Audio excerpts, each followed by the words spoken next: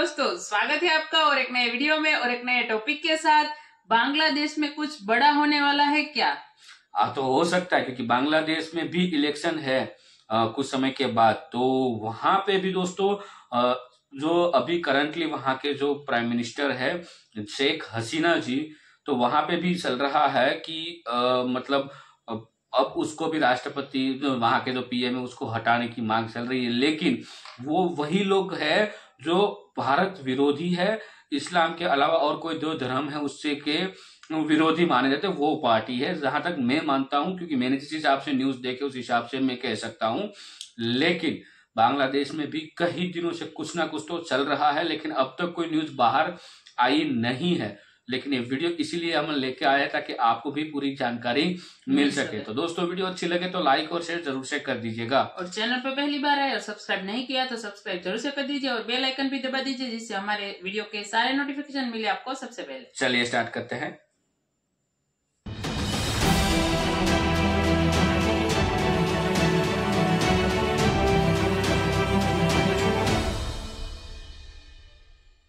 इस वीडियो में बताई गई सारी जानकारी पब्लिक प्लेटफॉर्म पर उपलब्ध है। इसमें ऐसी कोई जानकारी नहीं दी गई है जिससे हमारे सुरक्षा बलों की गोपनीयता भंग होती है। डिफेंस डिटेक्टिव सेना का सम्मान करता है और उन्हीं जानकारियों के आधार पर काम करता है जो सार्वजनिक रूप से मौजूद हैं। नमस्कार दोस्तों, डिफेंस डिटेक्टिव के एक और एपिसोड में आप सभी का स्वागत है। मैं हूं आलोक। तो खबर क्या है, मैं आज बात मैं करने वाला हूं पड़ोसी देश बांग्लादेश की। तो जी, बांग्लादेश जो है इन दिनों भयंकर हिंसा और उथल पुथल का शिकार बना हुआ है। सड़कों पर विरोध प्रदर्शनों का दौर खत्म नहीं हो रहा है और देश एक अनिश्चितता की तरफ बढ़ता दिख रहा है। आखिर इतने हिंसक विरोध प्रदर्शनों की वजह क्या है, इसमें अमेरिका की क्या भूमिका है और भारत पर इसका कैसे असर पड़ रहा है या आने वाले वक्त में पड़ेगा। तो आज के वीडियो में इसे समझने की कोशिश करेंगे कि आखिर बांग्लादेश में हो क्या रहा है। तो बांग्लादेश में अगले साल 7 जनवरी को आम चुनाव होने जा रहे हैं, जनरल इलेक्शन। एक ही दिन देश के 300 सीटों पर वोट डाले जाएंगे। 15 नवंबर को बांग्लादेश के चीफ इलेक्शन कमिश्नर काजी हबीबुल अवाल ने इसका ऐलान किया था। জানুয়ারি মাসের 7 তারিখ রোজ রবিবার 300 আসনে দ্বাদশ জাতীয় সংসদের সাধারণ নির্বাচন অনুষ্ঠিত হবে। किसी भी देश की पॉलिटिकल पार्टीज के इस ऐलान का, जो कोई भी देश हो, पॉलिटिकल पार्टीज को वहां की जो होती हैं उनको इस ऐलान का बड़ी बेसब्री से इंतजार रहता है। लेकिन बांग्लादेश में ऐसा नहीं हुआ। बांग्लादेश में चुनाव आयोग की इस घोषणा के बाद से ही इसके खिलाफ विरोध प्रदर्शन तेज हो गए। बांग्लादेश नेशनलिस्ट पार्टी बीएनपी ने सबसे पहले इस बहिष्कार का ऐलान किया कि वो इलेक्शन का बहिष्कार करते हैं, वो नहीं करेंगे। उसके बाद करीब करीब मतलब सभी विपक्षी दल जो हैं वो चुनाव के बहिष्कार का उन्होंने ऐलान कर दिया है। तो तब से अब तक देश में कई विपक्षी पार्टियों का विरोध प्रदर्शन अलग अलग हिस्सों में लगातार जारी है, जो कि हिंसक भी हो गया है। अब सवाल यह उठता है कि आखिर खालिदा जिया की बांग्लादेश नेशनलिस्ट पार्टी समेत जो दूसरी विपक्षी पार्टियां हैं वो चुनाव का बहिष्कार क्यों कर रही हैं? यह सिर्फ पॉलिटिकल मसला है या फिर बात कुछ और है? क्या इसे जानबूझकर रिलीजियस मुद्दा बनाया जा रहा है? इसका जो मुंह है वो उधर मुड़ा जा रहा है, रेडिकलाइजेशन की तरफ। इसे सिर्फ बांग्लादेश का अंदरूनी मामला समझा जाए या फिर इसमें कुछ विदेशी ताकतों का भी हाथ है? तो सबसे पहले यह समझते हैं कि चुनाव का विरोध कौन कौन कर रहा है और इस तस्वीर से कुछ हद तक बात साफ हो जाएगी। जैसा कि मैंने पहले आपको बताया, चुनाव का विरोध करने वाली जो सबसे प्रमुख पार्टी है वो है बीएनपी, यानी बांग्लादेश नेशनलिस्ट पार्टी, जिसकी बड़ी नेता है पूर्व प्रधानमंत्री खालिदा जिया। बांग्लादेश के पूर्व राष्ट्रपति जियाउर रहमान की पत्नी है खालिदा जिया। तो बांग्लादेश की जो पहली महिला प्रधानमंत्री हैं वो 2 बार की पीएम रह चुकी हैं। पहली बार वो 1991 से लेकर 1996 तक और दूसरी बार 2001 से लेकर 2006 तक। लेकिन उसके बाद ये कभी सत्ता हासिल नहीं कर पाई। चुनाव के विरोध में खड़ी 2 और बड़ी पार्टियां हैं, जमाते इस्लामी और इस्लामी आंदोलन बांग्लादेश। तो जमाते इस्लामी की कहानी भी जान लीजिए। जमाते इस्लामी का पहला नाम था जमाते इस्लामी पाकिस्तान। तो जब पाकिस्तान के हुक्मरान और फौज तब के पूर्वी पाकिस्तान में कत्लेआम मचा रही थी, लाखों बंगाली जो बांग्लादेश की महिलाएं थीं उनके साथ, लड़कियां थीं, उनके साथ बलात्कार किए जा रहे थे, बच्चों को मारा जा रहा था, तब ये पार्टी न केवल पाकिस्तानी आर्मी का साथ दे रही थी बल्कि बंगालियों के नरसंहार में शामिल थी। जमात ने अलग बांग्लादेश का भी जबरदस्त विरोध किया था, लेकिन जब बांग्लादेश बन गया तो नाम बदलकर यहां के पॉलिटिकल स्ट्रीम में शामिल हो गई। 1971 के वॉर क्राइम के मामलों में जमात के कई नेताओं को फांसी तक दी जा चुकी है। यह एक रेडिकल पार्टी है। इस्लामिक कट्टरवाद को बढ़ावा देने वाली इस पार्टी को बांग्लादेश की हाई कोर्ट ने 2013 में गैर कानूनी करार दिया था। आप समझ रहे हैं, भयंकर दर्जे की रेडिकलाइज पार्टी है और यही वो पार्टी मुख्य रूप से भारत के खिलाफ बांग्लादेश के लोगों को भड़का गई। तो हाईकोर्ट, जो बांग्लादेश की हाईकोर्ट है, उसने जब इस पर बैन लगाया था और पिछले महीने ही बांग्लादेश की सुप्रीम कोर्ट ने हाई कोर्ट के इस फैसले को सही ठहराते हुए जमात पर लगी पाबंदी को जारी रखा था। यानी जो पार्टी खुद इलीगल है, गैर कानूनी है, वो बीएनपी के साथ चुनाव का विरोध कर रही है। तीसरी जो पार्टी है वो है इस्लामिक आंदोलन बांग्लादेश। ये भी एक कट्टर पार्टी है जो बांग्लादेश को पूरी तरह से रेडिकलाइज करना चाहती है। ये भी भारत के खिलाफ माहौल बनाने में काम करती है। तो इस चुनाव विरोध में 13 और छोटी पार्टियां शामिल हैं। चुनाव का बायकॉट करने वाली पहली पार्टी बीएनपी 17 साल से सत्ता से बाहर है। बीएनपी के टॉप लीडर्स पर करप्शन के न केवल चार्जेस लगे हैं बल्कि उन्हें सजा तक सुनाई जा चुकी है। फरवरी 2018 में खालिद जिया को भ्रष्टाचार के आरोप में 5 साल जेल की सजा हुई, जिसे अक्टूबर 2018 में हाईकोर्ट ने बढ़ाकर 10 साल कर दिया। अक्टूबर 2018 में ही जिया चैरिटेबल ट्रस्ट करप्शन केस में खालिदा जिया को 7 साल जेल की सजा सुनाई गई। बीएनपी और खालिदा जिया इन केसेस को पॉलिटिकली मोटिवेटेड बताते हैं, लेकिन पोजीशन यह है कि सीवियर डिजीज के विक्टिम खालिदा जिया मेन पॉलिटिकल स्ट्रीम से बाहर हो चुकी हैं। अक्टूबर 2018 में कोर्ट ने खालिदा जिया के बेटे और बीएनपी के एक्टिंग चेयरमैन तारिक रहमान को 2004 में शेख हसीना की रैली में हुए ग्रेनेड ब्लास्ट केस का दोषी करार दिया है और उन्हें उम्र कैद की सजा सुनाई गई।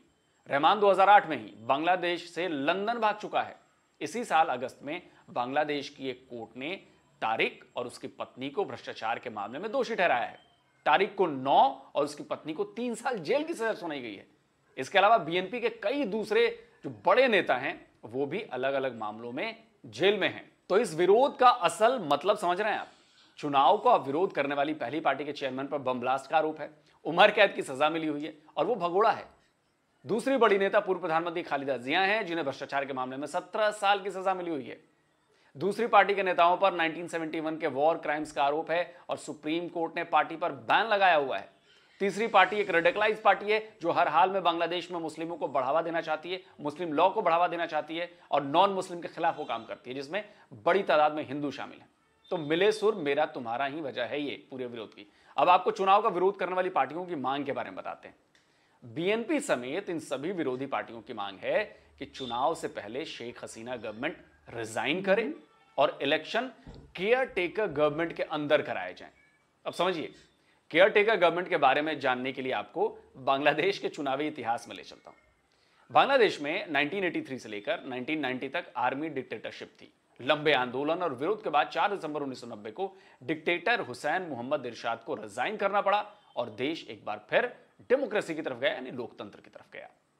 तब तक कई पॉलिटिकल पार्टीज ने पावर ट्रांसफर और फेयर इलेक्शन के लिए नए सिस्टम की डिमांड की। इसमें एक न्यूट्रल केयर टेकर गवर्नमेंट के फॉर्मेशन की बात तय हुई जो देश में इलेक्शन करवाए। केयर टेकर गवर्नमेंट को 90 दिनों के भीतर इलेक्शन करवाने थे। 1990 में पहली केयर टेकर गवर्नमेंट ने चुनाव करवाए और खालिदा जिया की बांग्लादेश नेशनलिस्ट पार्टी ने चुनाव जीत लिया। इसके बाद देखिए, बहुत ध्यान देने वाली बात है, इसके बाद खालिदा जिया ने संविधान संशोधन कर केयर टेकर गवर्नमेंट को आगे के लिए भी लागू कर दिया। तो 1996, 2001 और 2008 में केयर टेकर गवर्नमेंट ने पार्लियामेंट्री इलेक्शंस करवाए, लेकिन 2011 में शेख हसीना ने कॉन्स्टिट्यूशनल अमेंडमेंट कर केयर टेकर गवर्नमेंट के प्रोविजन को खत्म कर दिया। विपक्षी पार्टियां इसके खिलाफ लामबंद हुई, सुप्रीम कोर्ट गई, लेकिन 2011 में सुप्रीम कोर्ट ने, मतलब बांग्लादेश की सुप्रीम कोर्ट ने केयर टेकर गवर्नमेंट को संविधान के खिलाफ करार दिया, यानी कि मामला ही खत्म कर दिया सुप्रीम कोर्ट ने। लेकिन बीएनपी अड़ी रही, उसने 2014 के इलेक्शन का बायकॉट कर दिया। अवामी लीग को इससे फायदा पहुंचा और बांग्लादेश की पॉलिटिकल हिस्ट्री में पहली बार किसी पार्टी को लगातार दूसरी बार सरकार बनाने का मौका मिल गया। 2014 के बाद 2018 में फिर चुनाव हुए। इस बार बीएनपी के लिए चुनाव लड़ना मजबूरी थी, क्योंकि अगर वो चुनाव का बायकॉट करती तो उसका रजिस्ट्रेशन ही रद्द हो जाता। तो बीएनपी चुनाव लड़ी, लेकिन इस बार भी मेजोरिटी आवामी लीग को हासिल हुई। आवामी लीग को 288 सीटों पर जीत मिली, जबकि बीएनपी को केवल 7 पर। इसके बाद बीएनपी और जमाते इस्लामी एक साथ आ गए और आवामी लीग पर चुनाव में धांधली का आरोप लगाने लगे। तब से पार्टियां देश में न्यूट्रल केयरटेकर गवर्नमेंट यानी एनसीजी की मांग कर रही हैं। समझ रहे हैं ना? इसमें एक इंटरेस्टिंग फैक्ट और भी है, उसके बारे में मैं आपको बताता हूं। वो ये है कि बीएनपी जिस एनसीजी सिस्टम को लागू करने की मांग कर रही है, उसी एनजीसी पर साल 2008 के इलेक्शन में आवामी लीग को सपोर्ट करने का एलिगेशन भी लगा था। आज भी बीएनपी और चुनाव का विरोध करने वाली पार्टी एनसीजी की मांग को लेकर ही चुनाव का बहिष्कार कर रही हैं कि भाई आप केयरटेकर गवर्नमेंट लाइए। समझिए। अब एक और बात बताता हूं। बांग्लादेश के चुनाव और पिछले 4-5 सालों से चल रहे हिंसक प्रदर्शनों ने दुनिया भर का ध्यान अपनी तरफ खींचा है। दुनिया भर की मीडिया में इस पर चर्चा हुई है। इसमें भारत और चीन के अलावा अमेरिका और यूरोप के देश भी हैं। अमेरिका का खेल बताऊंगा, लेकिन उससे पहले यूरोपियन यूनियन की जानकारी दे देता हूं। विपक्षी दलों के प्रोटेस्ट और कई विरोधी नेताओं की गिरफ्तारी को लेकर शेख हसीना गवर्नमेंट पर विपक्ष की आवाज को दबाने के आरोप लगे हैं। चुनाव को लेकर भी सवाल खड़े किए गए हैं।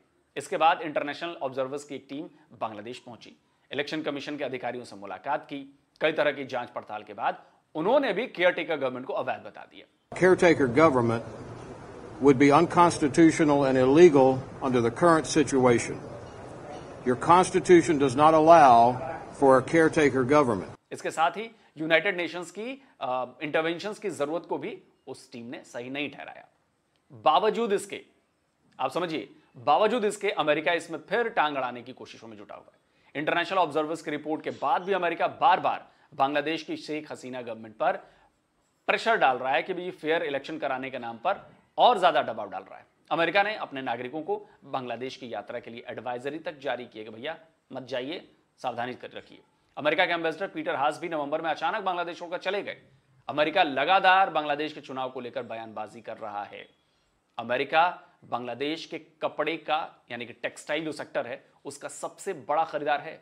ऐसे में वो आर्थिक रूप से भी बांग्लादेश पर दबाव डाल रहा है कि अगर ज्यादा किया तो भैया हम खरीदना बंद कर देंगे, तो बांग्लादेश की इकोनॉमी खराब हो जाएगी।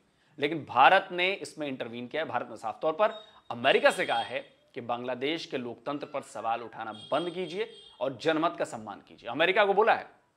सोचिए, बहुत सारे एंगल पे बात चल रही है।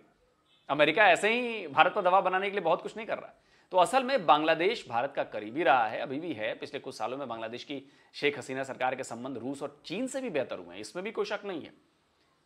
और ये अमेरिका को बहुत ज्यादा खटक रहा है और इसीलिए वो चुनाव के बहाने बांग्लादेश पर प्रेशर बना रहा है कि तुम उसकी साइड पहुंचो।